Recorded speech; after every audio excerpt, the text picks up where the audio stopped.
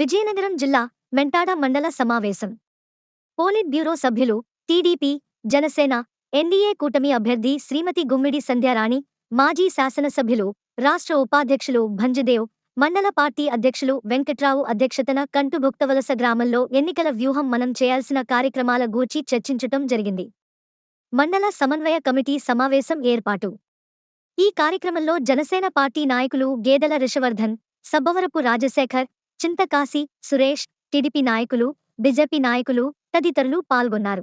తీసుకెళ్లి లక్షలకు లక్షలు ఇస్తున్నటువంటి మనిషిని మాట్లాడడానికి నువ్వు అన్నం తింటున్నావా గడ్డి తింటున్నావా అని అడుగుతున్నాను నేను.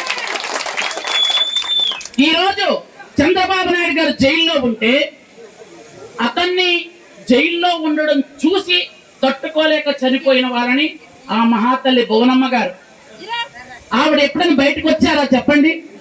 ఎన్టీ రామారావు గారు ముఖ్యమంత్రిగా ఉన్నప్పుడు ఆవిడ కూతురు ఒక్కరోజు బయటకు వచ్చారా? చంద్రబాబు నాయుడు గారు ముఖ్యమంత్రిగా ఉన్నప్పుడు ఆవిడ భార్య ఎప్పుడైనా బయటకు వచ్చారా? నారా లోకేష్ గారు మంత్రిగా ఉండేటప్పుడు ఆవిడ అమ్మ ఎప్పుడైనా బయటకు వచ్చారా? ఆవిడ ఒక పెద్ద సంస్థకి, హెరిటేజ్ సంస్థకి ఆవిడ అధినేత, ఆవిడే చైర్మన్. అలాగే ఎన్టీఆర్ ట్రస్ట్ భవన్ కి ఆవిడే చైర్మన్. అలాంటి ఆవిడ ఎప్పుడూ రాలేదు బయటికి. కానీ చంద్రబాబు నాయుడు గారిని అరెస్ట్ చేస్తే ఆ బాధకు చనిపోయారు కదా, వాళ్ళని ఓదార్చాలి అని చెప్పి వచ్చి ఓదారుస్తుంటే ఆవిడ మీద కూడా నీతిమాలిన మాటలు మాట్లాడి నీతిమాలిన రాత రాస్తున్నటువంటి జగన్మోహన్ రెడ్డికి, ఆయన పేపర్కి, ఆయన ఛానల్కి ఎంత తిట్టుగా సిగ్గులేదని మాత్రం నేను తెలియజేస్తాను. 1982 సంవత్సరంలో మార్చి 29వ తారీఖున అంటే సుమారుగా ఇదే రోజున మన పసుపు జెండాని ఈ కబంధ కాంగ్రెస్ ప్రభుత్వం ఏదైతే మనల్ని అణిచివేస్తుందో వారందరికీ తగిన గుణపాఠం చెప్పాలని ముందుకు వచ్చి పెట్టినటువంటి పార్టీ తెలుగుదేశం పార్టీ.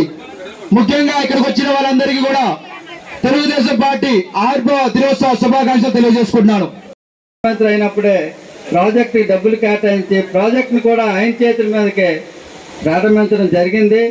దాని నుంచి హై లెవెల్ కెనాల్ కూడా ఆయనే మంజూరు చేసి మన శాసనసభ్యులు గారు ఈ ఇరిగేషన్ ప్రాజెక్టులో ఎంతవరకు ఈయన అభివృద్ధి చేసి ఏ నిధులు తీసుకొచ్చారనేది ఒక్కసారి ఆయన సమాధానం కూడా చెప్పాలి. ఎందుకంటే